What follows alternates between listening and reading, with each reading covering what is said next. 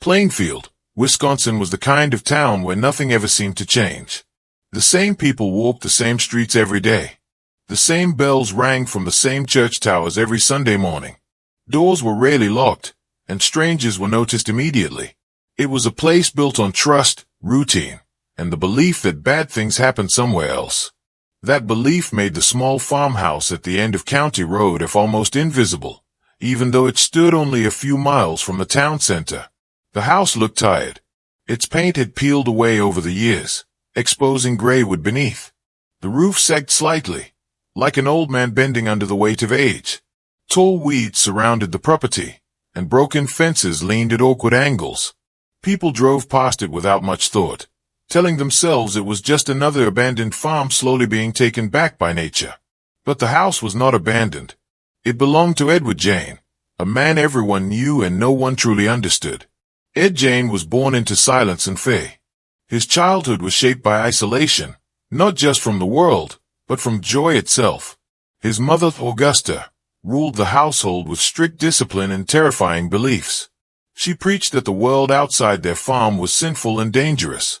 According to her, people were evil by nature, and women were the worst of all. She taught Ed that temptation was everywhere and that only complete obedience could save his soul. Ed listened. He always listened. At school, Ed was quiet and awkward. Other children noticed that he laughed at strange moments and struggled to fit in. He was not cruel, but he was different, and in small towns, different is remembered. Teachers described him as slow but polite. He rarely caused trouble, but he also rarely spoke unless spoken to. When he returned home each day, he stepped back into Augusta's world, where fear was used as love and control was mistaken for care. His father was a weak presence, a man who drank heavily and avoided conflict. He offered no protection from Augusta's harsh words and frightening sermons. Ed's older brother, Henry, was the only one who seemed to question their mother's authority. Henry spoke openly about wanting to leave the farm, to live a normal life. Augusta despised this. She saw Henry's independence as rebellion and Ed's obedience as proof of righteousness. Ed watched everything. He absorbed every word, every warning, every threat of hell and punishment. Over time, his own identity disappeared beneath his mother's voice. He did not learn how to live as himself. He learned only how to please her. When Ed was in his 30s, tragedy struck the family. A fire broke out on the farm. During the chaos, Henry went missing. Later, Ed led authorities directly to his brother's body. Henry had died under suspicious circumstances, with injuries that did not match the story of an accident. At the time, no charges were filed. Ed was the quiet son, grieving and cooperative. Augusta, now frail and ill, clung to him even more tightly. Soon after, Augusta died. Her death was the moment the world truly ended for Ed Gein. Without his mother, the farmhouse fell into an unnatural silence. Rooms echoed with memories. Chairs sat empty where she once prayed. Ed closed off much of the house, sealing rooms exactly as they were when she was alive. He preserved her bedroom like a sacred place, dusted and untouched, while the rest of the house slowly decayed. It was as if Ed had divided reality into two parts. One where his mother still existed, frozen in time. The other where the outside world faded into darkness. Neighbors noticed that Ed became even more withdrawn after Augusta's death. He rarely spoke about her, but her presence seemed to follow him everywhere. He dressed plainly, often wearing the same clothes for days. His voice was soft, almost childlike, and his eyes avoided direct contact. Yet he remained friendly. He helped shovel snow, fix fences, and babysit children. People described him as odd but harmless. That was the greatest mistake. At night, the farmhouse came alive. Lights flickered behind dusty windows. Shadows moved across thin curtains. Some neighbors claimed they heard strange noises carried by the wind, but they dismissed them as animals or old pipes. The idea that something terrible could exist so close to them felt impossible. Ed spent long hours alone. The isolation that once protected him now fed his thoughts. His mother's teachings echoed endlessly in his mind. Her hatred of women, her fear of sin, her obsession with purity. But without her physical presence to guide him, those ideas twisted into something new and far more dangerous. Ed began visiting graveyards after dark. He told himself he was not hurting anyone. He convinced himself that the dead did not matter, that they were simply tools to help him understand life and death. In his mind, he was learning, healing, becoming whole. The farmhouse slowly filled with objects no one was meant to see. Items collected and crafted in secret, each one a step deeper into Ed's private world, where rules no longer applied and morality had no meaning. He locked doors. He covered windows. He created boundaries between himself and reality. During the day, he returned to Plainfield as if nothing had changed. He bought groceries. He chatted with shop owners. He smiled politely and nodded along to conversations he barely understood. The town continued to trust him because trusting him was easier than questioning the truth. But cracks were forming. Women in Plainfield began to feel uneasy, though they could not explain why. A sense of being watched lingered in the air. Ed's eyes seemed to follow people longer than before. His visits to local shops became more frequent, his questions more personal. Still, nothing he did crossed a clear line. There were no screams, no blood, no evidence of danger. Fear needs proof to be believed, and Plainfield had none. The house at the end of the road waited quietly, holding its secrets behind rotting walls.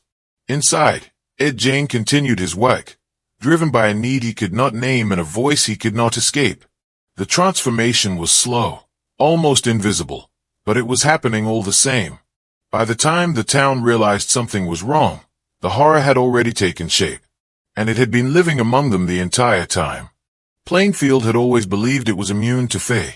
The town sat quietly among open fields and wooded roads, far removed from the chaos of larger cities. People left keys in their cars. Children rode bicycles until sunset without worry. When someone failed to show up for work or church, the assumption was simple and harmless. They were sick, delayed, or visiting family. No one imagined that absence could mean something darker. That belief shattered the day Mary Hogan disappeared. Mary was well known in Plainfield. She owned a small tavern on the edge of town, a place where locals gathered after long workdays. She was outspoken, confident, and not easily intimidated. On the night she vanished, the tavern closed as usual. Lights were turned off. The door was locked. But Mary never made it home. At first, people were confused rather than afraid. Maybe she had gone somewhere unexpectedly. Maybe her car had broken down. A search was organized, and volunteers combed the nearby roads and fields. Police questioned regular customers, neighbors, and passing drivers. There were no signs of struggle, no blood, no witnesses who had seen anything suspicious. Ed Gein's name came up briefly. Someone remembered seeing him at the tavern earlier that night. He had been quiet, as usual, sitting alone and sipping his drink. When questioned, Ed calmly said he had left early and gone straight home. His story was simple and steady. There was nothing to contradict it. Days passed, and Mary Hogan did not return. The town mourned, but fear still stayed just beneath the surface. People told themselves it was an isolated tragedy. One strange disappearance did not mean danger. Life slowly returned to normal, though something had changed. Doors were locked more often. Conversations ended earlier. The night felt heavier than before. Years later, another woman vanished. Bernice Worden was a respected hardware store owner, known for her sharp mind and warm smile. She had lived in Plainfield her entire life, and was deeply connected to the community. On the morning she disappeared, she opened her store as usual. A customer later entered to find the door open, the lights on, and the cash register empty. Bernice was gone. This time, fear arrived openly. Police responded immediately. The memory of Mary Hogan's disappearance returned with force, and people began connecting dots they had once ignored. The sheriff ordered a full investigation. Witnesses were questioned again. Records were reviewed. Every detail mattered now. One detail stood out. A sales receipt from Bernice's store showed that an antifreeze purchase had been made shortly before she disappeared. The name written on the receipt was Ed Gein. Suddenly, the harmless oddball became the center of attention. Police wasted no time. They drove to Ed Gein's farmhouse that very evening. What they found there would soon become one of the most horrifying discoveries in American criminal history. But at that moment, they knew only that something was terribly wrong. Ed was not home when officers arrived. The farmhouse sat quietly, just as it always had. But the silence felt different now, heavy with anticipation. Officers waited, watching the road. When Ed finally appeared, driving an old truck, he showed no sign of panic. He greeted them politely, as if they were visiting friends. He did not resist arrest. Back in Plainfield, rumors exploded. People gathered in small groups, whispering in disbelief. Ed Gein, the shy man who babysat children, the quiet neighbor who helped with chores.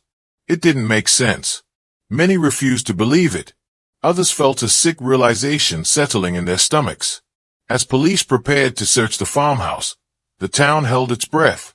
Inside the house, officers expected to find evidence of a crime. They expected blood, weapons, or at least signs of a struggle. What they did not expect was something far worse. The deeper they moved into the farmhouse, the more unreal it became. The smell hit first, sharp and unmistakable. Then came the objects. Things hanging from ceilings. Furniture that should not exist. Items made from human remains arranged with disturbing care. The discovery confirmed what Plainfield had feared and yet never allowed itself to imagine. The disappearances were not accidents. They were not mysteries without answers. They were crimes, hidden in plain sight by a man no one suspected. As news spread, shock turned into horror. Reporters flooded the town. Headlines screamed Ed Gein's name across the country. Plainfield became known not for its quiet charm, but for the nightmare that had lived within it. Neighbors replayed memories in their minds, searching for missed signs. A strange comment, an uncomfortable glance, a moment of unease they had laughed off. Everything felt different now. The past was no longer innocent. The most disturbing realization came from how long it had taken to uncover the truth. Ed had not hidden in darkness. He had walked freely among them. He had spoken kindly. He had been trusted. That trust was what allowed him to continue. Investigators later revealed that Ed had carefully chosen his victims. He targeted women who reminded him of his mother, or who represented things he both feared and desired. His actions were driven not by chaos, but by a twisted sense of purpose shaped over decades of isolation and control. Plainfield struggled to accept this explanation. Understanding did not bring comfort. It only deepened the horror. As Ed sat in a jail cell, calm and cooperative, the town unraveled. People questioned their own judgment. Parents felt guilt. Friends felt betrayal. The idea that evil could wear such a familiar face shattered their sense of safety. Chapter 2 ends not with answers, but with realization. The disappearances were never invisible. They were ignored. And in that silence, the killer found his cover. The police officers who drove toward Ed Gein's farmhouse that night believed they were walking into a serious crime scene. None of them imagined they were about to step into one of the most disturbing places ever discovered in a quiet American town. The road leading to the house felt longer than usual, stretching through darkness and silence. Bare trees stood like witnesses on both sides, their branches clawing at the sky. The farmhouse waited at the end, dim and lifeless, as if it had been holding its breath. When the officers opened the door, it creaked slowly, the sound echoing through the empty night. A cold, heavy smell poured out, stopping them in their tracks. It was not just decay. It was something deeper, something wrong. Their flashlights cut through the darkness, revealing walls stained with age and neglect. At first glance, the house looked like any other abandoned farm home.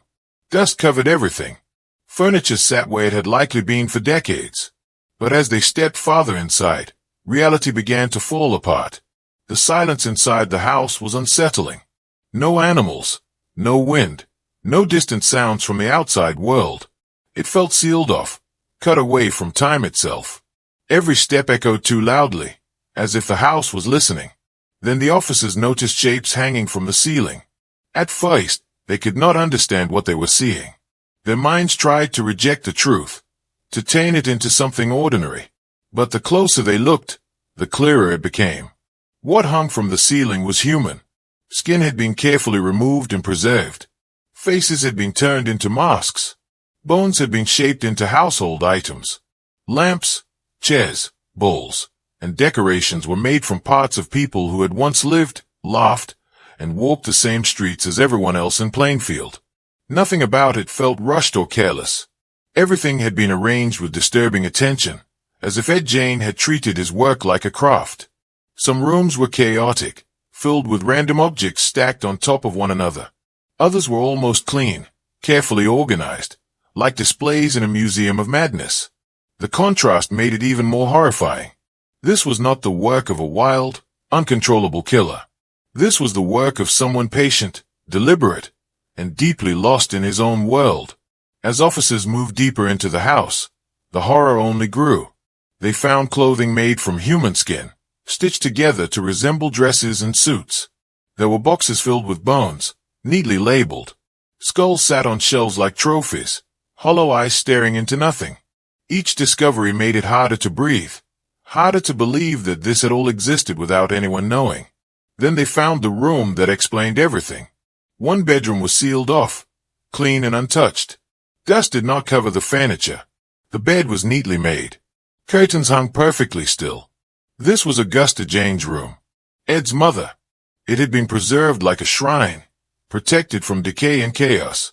While the rest of the house rotted, this room remained frozen in time. The officers understood then that the house was not random madness. It was a reflection of Ed's mind. Outside that room was death and transformation. Inside it was worship. Investigators later learned that Ed had closed off his mother's room immediately after her death. He refused to let it age or change. He spoke of her as if she was still alive, as if she was simply resting. Everything he had done in the house revolved around her memory. Every object, every act, was connected to his need to bring her back or become something she could no longer control. As police catalogued the evidence, they struggled to maintain professionalism. Some officers had to step outside to vomit. Others stood in silence, staring at objects they would never forget. Even seasoned investigators admitted they had never seen anything like it. The farmhouse was not just a crime scene. It was a psychological map of a broken man's soul. Ed Gein was questioned that same night. He spoke softly, answering calmly, without anger or fear. He did not deny what he had done. Instead, he explained it as if he were describing a hobby. He said he did not see himself as a killer. He believed he was experimenting, learning, trying to understand himself and his mother's teachings. He spoke of women with confusion rather than hatred. He repeated phrases his mother had taught him, words about sin and purity that had shaped his entire life. Without her voice to guide him, those beliefs had twisted into obsession. Ed believed that by creating these objects, by surrounding himself with parts of others, he could change who he was. He could escape his identity. He could become something new. The investigators realized something terrifying. Ed Gein did not see his actions as evil. That realization shook them more than the objects in the house. As news of the discovery spread, Plainfield collapsed into shock. Reporters flooded the town. Police blocked off roads. Neighbors gathered in silence, staring toward the farmhouse they had driven past for years without a second thought. People asked the same question over and over. How could this have happened here? How could this man have lived among them unnoticed? Memories turned poisonous. Mothers remembered letting Ed watch their children. Shop owners remembered chatting with him late at night. Neighbors remembered his polite smile and soft voice. Each memory now felt like a betrayal. The farmhouse became a symbol of hidden horror. Photos were published in newspapers, though many details were too disturbing to show. Stories spread across the country, growing darker with each retelling. Some details were exaggerated. Others were true and far worse. Inside that house, Ed Gein had created a world where his mother never truly died, and where reality bent to his fears and desires. It was a world built on isolation, trauma, and years of unchecked control. A world no one had dared to imagine existed behind those rotting walls. By the time the farmhouse search ended, the officers knew that the crimes of Ed Gein were not just about murder. They were about neglect. About what happens when isolation is mistaken for harmlessness. About what can grow when fear is planted in a child and allowed to grow without challenge. The farmhouse was eventually cleared, but its presence never left Plainfield. Even after it was destroyed, people claimed they could still feel it, as if the land itself remembered. Chapter 3 ends with the truth fully revealed. The monster was not hiding in the shadows. He had built his kingdom in the open, trusting that no one would ever look closely enough to see it. After the farmhouse was sealed and the evidence removed, a new and unsettling question rose to the surface. What kind of mind could create such a place? The horrors found inside Ed Gein's home were undeniable, but understanding how he became capable of them proved far more difficult. Investigators quickly realized that the answers would not come from the crime scene alone. They would have to come from Ed himself. Ed Gein did not behave like the killers the police were used to dealing with. He did not shout. He did not threaten. He did not demand a lawyer or insist on his innocence. Instead, he sat quietly in the interrogation room, his hands folded, his posture relaxed. His voice was soft, almost gentle. When he spoke, it was with the tone of someone describing ordinary events, as if nothing about the situation felt unusual to him. This calm unsettled everyone who encountered him. Doctors and psychiatrists were brought in to evaluate his mental state. From the beginning, it was clear that Ed lived in a reality very different from everyone else's. He did not fully understand why people were horrified by his actions. When asked about the items found in his house, he explained them with simple logic, as though they were reasonable solutions to deeply personal problems. He spoke often about his mother. Augusta Gein remained the center of Ed's world, even years after her death. He described her not just as a parent, but as a moral authority whose voice still guided him. Her lessons about sin, punishment, and purity had never faded. Instead, they had grown louder in her absence. Without her physical presence to restrain or direct him, Ed's mind tried to recreate her influence in twisted ways. Psychiatrists noted that Ed had never developed a strong sense of self. His identity had always been tied to obedience. When his mother died, that identity collapsed. He did not know how to exist as an independent person. The world felt chaotic and dangerous without her rules to protect him. His actions, horrifying as they were, appeared to be an attempt to restore order to a life that had lost its structure. Ed admitted that he felt lonely, but he did not describe loneliness the way most people would. He did not speak of missing companionship or affection. Instead, he spoke of emptiness, of feeling unfinished. He believed that by surrounding himself with certain objects, by transforming himself physically and symbolically, he could become complete. In his mind, this was not violence. It was transformation. One of the most chilling moments came when Ed explained that he did not consider himself a murderer in the traditional sense. He claimed that he avoided harming people whenever possible, and that some of the remains he used came from graves rather than fresh victims. To him, the distinction mattered. It allowed him to maintain the belief that he was not cruel, only misunderstood. This reasoning disturbed even the most experienced professionals. Doctors diagnosed Ed with severe mental illness. They described him as detached from reality, living within a fantasy shaped by trauma, repression, and obsession. His emotional development had been stunted from childhood. He reacted to stress not with anger or fear, but with withdrawal into imagination. Over time, imagination had replaced reality entirely. The court eventually ruled that Ed Gein was mentally unfit to stand trial. Instead of prison, he was sent to a psychiatric hospital. The decision divided the public. Many people were furious. They wanted punishment, not treatment. They believed that someone capable of such acts deserved the harshest sentence possible. Others felt uneasy in a different way. Seeing Ed in court, thin and aging, quietly listening as doctors spoke about him, made it difficult to see him as a monster. He did not fit the image people expected. He looked fragile, confused, almost childlike. That contrast made his crimes even harder to process. If someone like Ed could do such things, then what did that say about the nature of evil? As Ed entered life in the hospital, he faded from public view. But his story did not fade. Writers, filmmakers, and psychologists became fascinated by the case. They studied his childhood, his isolation, and his relationship with his mother. They searched for meaning in his actions, trying to understand how fear and control could shape a person so completely. Ed Gein became more than a criminal. He became a symbol. Elements of his life began appearing in horror stories and films. Characters inspired by Ed were created, blending fact and fiction. The quiet man in the countryside, the decaying house, the twisted relationship with a dead parent. Audiences were terrified, not because the stories were unrealistic, but because they felt disturbingly possible.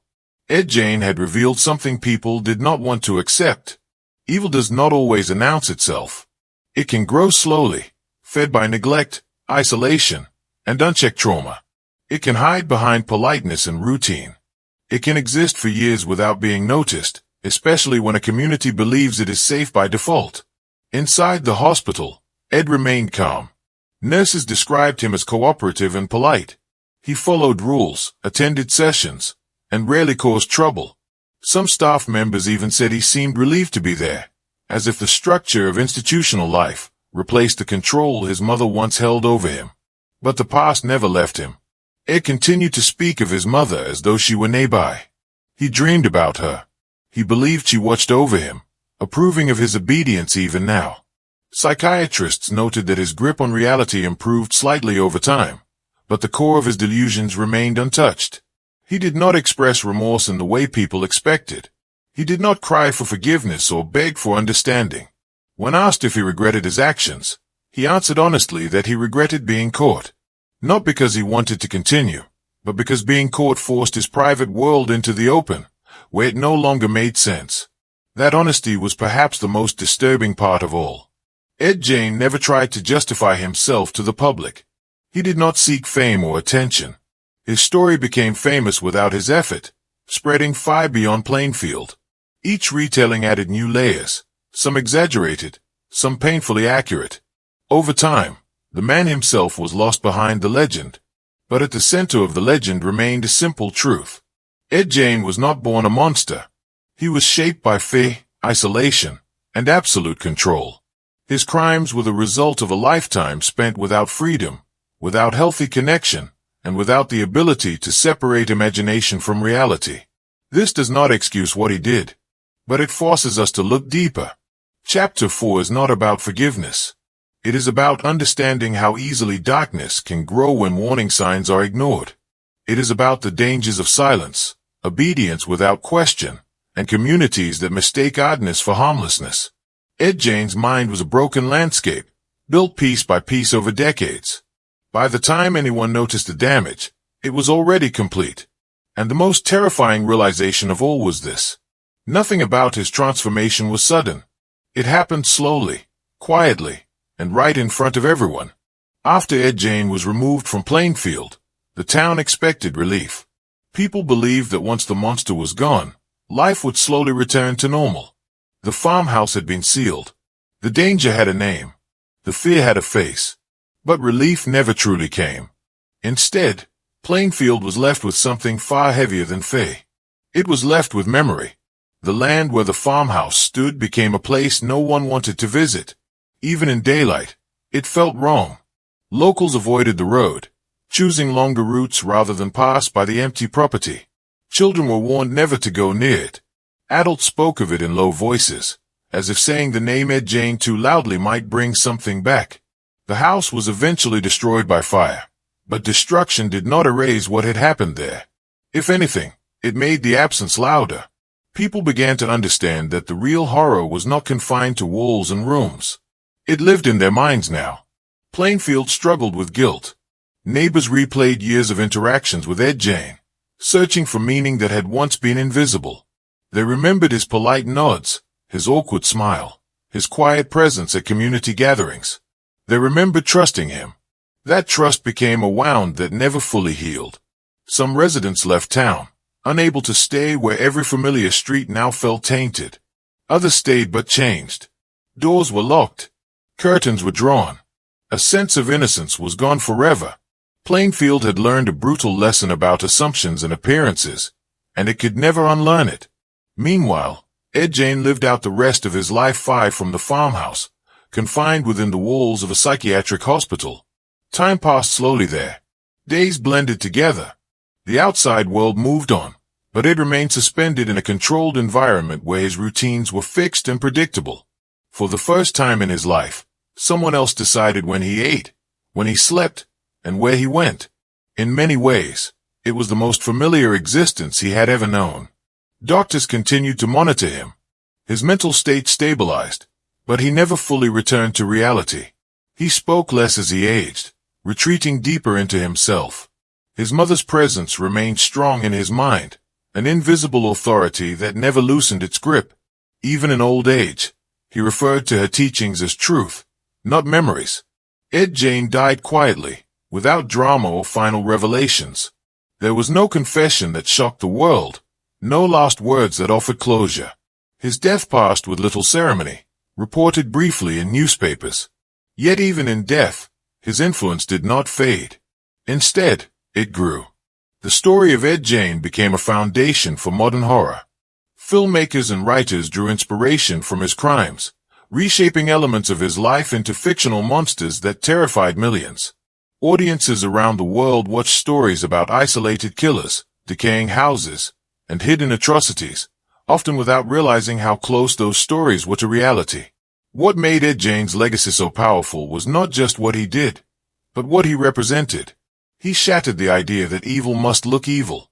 Before Ed, monsters were imagined as strangers, outsiders, creatures that clearly did not belong. Ed Gein belonged. He lived quietly. He followed routines. He blended in. That realization changed the way people understood fear. Horror was no longer something that came from distant places. It could grow next door, unnoticed, protected by politeness and silence. Psychologists continued to study his case for decades. They pointed to isolation, emotional abuse, and extreme control as key factors in his development. Ed Gein became a warning in textbooks and lectures, an example of what can happen when a child grows up without freedom, without healthy connection, and without a chance to form an identity of his own. But warnings do not erase consequences. Families of the victims carried their grief forward, long after the headlines disappeared. Their loss was permanent. While the world discussed Ed Gein as a symbol or inspiration, they remembered the women who never came home. They remembered birthdays missed, chairs left empty, lives stolen and reduced to footnotes in a larger story. That contrast remains one of the darkest aspects of the case. The killer became famous. The victims became names people struggled to recall. Plainfield itself became part of the legend. Tourists visited, curious and uneasy. Some treated the town like a macabre attraction, searching for traces of horror. Locals resented this deeply. For them, the story was not entertainment. It was a scar, a reminder that their sense of safety had been an illusion. Over time, the physical evidence disappeared. The farmhouse was gone. The objects were destroyed or locked away. The road looked ordinary again. But the psychological damage remained, passed quietly from one generation to the next through cautionary stories and unspoken tension. Parents taught their children to question appearances, to trust instincts, to understand that kindness does not always mean safety. These lessons were not taught out of paranoia, but experience. Ed Gein's story forced people to confront uncomfortable truths about human nature. It challenged the belief that evil is rare or easily identified. It showed how silence can protect darkness, and how communities can unknowingly enable harm by refusing to look too closely. The final horror of Ed Gein is not found in his crimes alone. It lies in the slow realization that nothing stopped him for years because no one believed stopping him was necessary. He was ignored, excused, and overlooked, not out of malice, but comfort. Comfort is dangerous. It allows questions to go unasked. It allows warning signs to be dismissed. It allows monsters to grow quietly, patiently, waiting for the moment when they can no longer be ignored. In the end, Ed Gein did not destroy Plainfield physically. He destroyed something far more fragile. He destroyed certainty. He destroyed the belief that knowing someone means understanding them. He destroyed the idea that horror announces itself before it arrives. His story remains one of the most disturbing not because it is extreme, but because it is subtle. There were no dramatic chases, no obvious alarms, just a quiet man, a decaying house, and a town that trusted its own peace too much. The horror never truly left because it was never just about Ed Gein. It was about the fear that if it happened there, it could happen anywhere. And that is the legacy that still lingers in the shadows, long after the house at the end of the road disappeared.